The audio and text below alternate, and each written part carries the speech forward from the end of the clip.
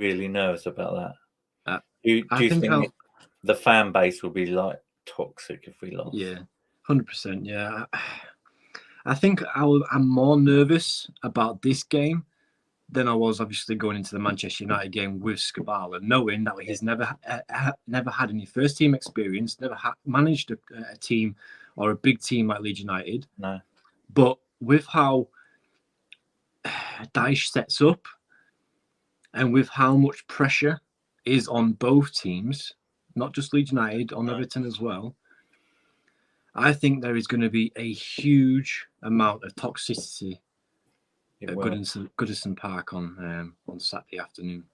I just think that if Leeds lose, most of the fans are going to go toxic, and Leeds, Radzani and Orta will have to do something. Well, look at the fans when we lost to Nottingham Forest. Did you see the clip on Instagram or Twitter or everywhere? And they were fighting and getting wanting to get up close to all these Forest fans, and those causing havoc, and you could just hear the tension in the fans, couldn't you? And if Leeds United lose, I mean, there's still plenty of games to go. I mean, it's no excuse.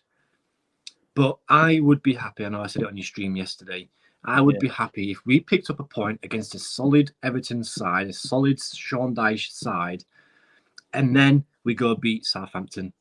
But if we pick up just 1 point out of our next 2 games, I think we're relegated. I do. It's negative to think that way, but the 2 teams we need to, beat, and we don't beat, then I can't see us doing anything. No, nor can I. Our end to the season, we've got like Arsenal, City, Spurs. That's April, isn't it? That's in April, What chances, We've got ever so lucky, like last season. Brentford were on the beach.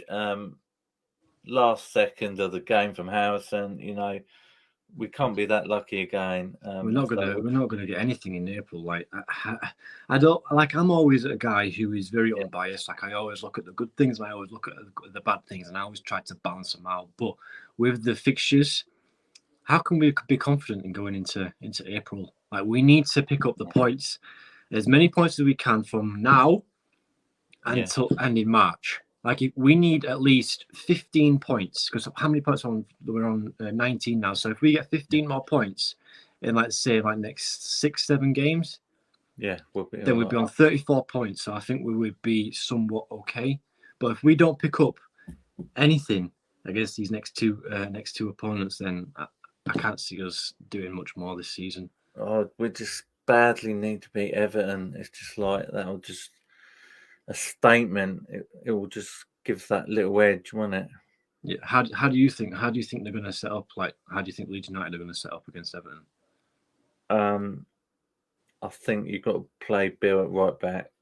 He's been deserves his contract. And then you've got to play Wobo and Cook at centre back, and I'm not sure if I'll go for more ridges and put Strauch at left back rather than Firpo.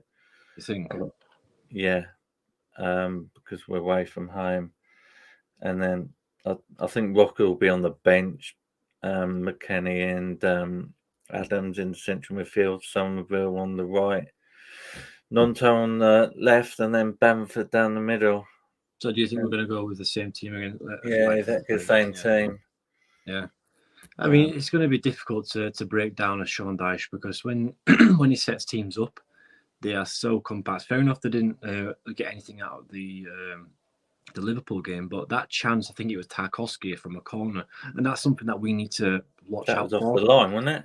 Yeah, I think so, yeah. And can you imagine if that had gone in? I think it would have been 1-0 at the time to Everton. So can you imagine if that had gone in? It would have been a completely different game. And it was the same situation when they played against Arsenal. Fair enough, they defended a lot more compact, and they just seem to be, I don't know, they just seem to have a solid structure when they played against Arsenal. But we have to be so careful on these corners, because they have some tall pieces. We've got to be on it, haven't we? Yeah, 100%. I mean, if with Tarkowski understanding exactly what Sean Dyche wants, because obviously he played for him under Burnley, I feel like he's going to be a threat. in the box. Yeah. Why do you think, going back to the manager's situation, that the club hasn't said to the end of the season rather than the upcoming fixtures? Don't you think that's a bit weird? I just think that they just don't know what to do, because I said in my videos before, I said I feel like they're gonna wait. They're gonna wait and see how he does against Everton. He's gonna wait and see how he does against Southampton, and then I reckon if they don't get a result, I reckon that's when they're gonna push and just pay like ridiculous money, like throw money at teams to just be able to get a manager in. But then it's gonna be too late. Exactly, yeah, exactly. It's gonna be way too late. And if they sacked Jesse Marsh right after the Liverpool game, I know he won that game, but we had a full month, didn't we? You know, when it was the World Cup. So if there was news flying around that he was going to get sacked, why didn't they do it then?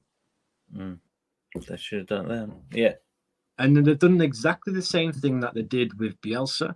They, in a sense, backed him in the January transfer window. Brought in, I think it was Rafinha. No, he was already at the club, wasn't he? He was at the club, yeah. Who did they bring anyone in January? I'm not sure. I don't think they did. The way they treated Bielsa was awful, I thought. And they've done exactly the same as to Jesse Marsh. And if clubs like the managers look back at the history of Leeds United and they find out, oh, they're going to back me, but then, if I'm not doing that well, are they going to sack me? So there's always that uncertainty coming to Leeds United now, because they're not really going to have the confidence. They're not really going to have that trust there for the board, you know?